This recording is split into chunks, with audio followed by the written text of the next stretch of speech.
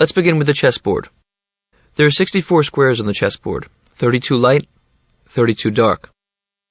When we talk about the game, the lines that run vertically up and down the board are called files. The lines that run horizontally across the board are called ranks. And the lines that cut diagonally through the board are called diagonals. So these are your files. These are your ranks. And these are your diagonals.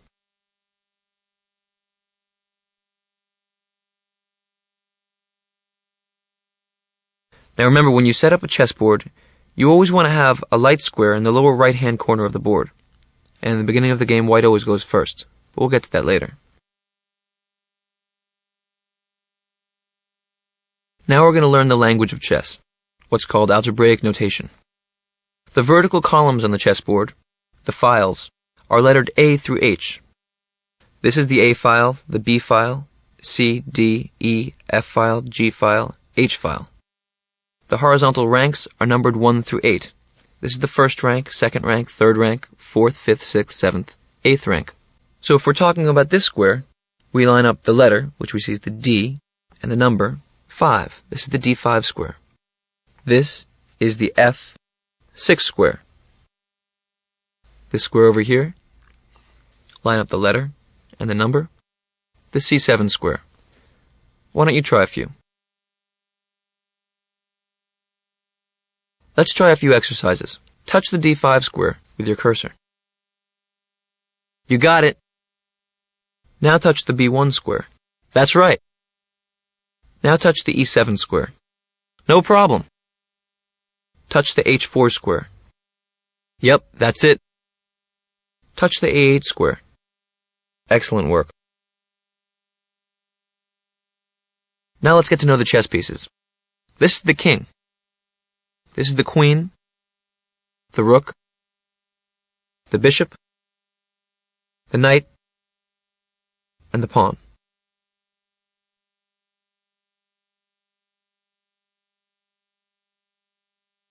Now let's learn the values of all the pieces. The pawn is the weakest piece on the chessboard. It's also known as the unit of value in chess. So the strengths of the other pieces are measured by the number of pawns that they're worth. The knight is worth around 3 pawns. The bishop is also worth around 3 pawns. We'll talk more about this later. The knight and the bishop are both worth around 3 pawns, but they move very, very differently. In some positions, knights are stronger. In other positions, bishops are stronger. And you'll learn about these nuances in a little bit. For now, knight 3 pawns, bishop 3 pawns. The rook is a powerful piece. It's worth 5 pawns. The queen is the most powerful piece on the chessboard. It's worth 9 pawns. The king doesn't really have a value that can be measured with pawns because the king, though not so powerful, cannot be lost. The aim of the game is to capture the enemy king. So your king has infinite value, although not all that much power. Now that you know all the chess pieces, let's learn how to set up the board. Remember, both sides begin with a light square in the lower right-hand corner. So let's say you're white. The rooks go in the corners.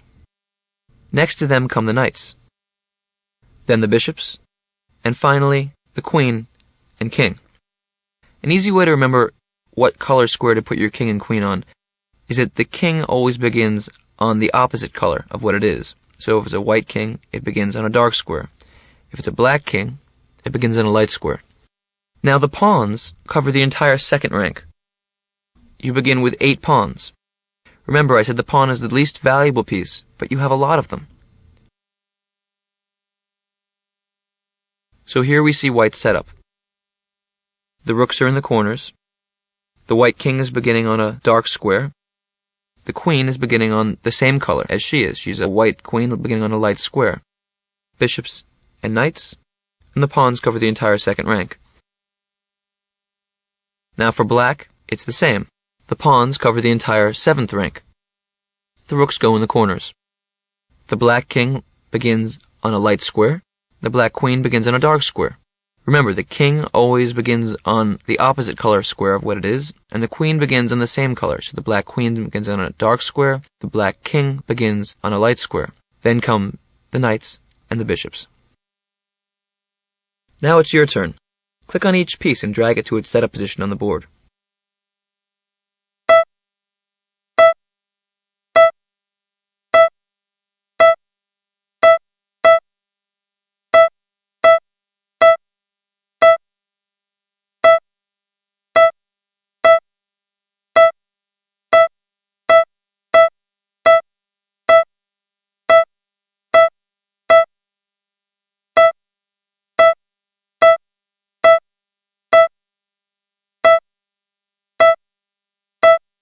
Way to go!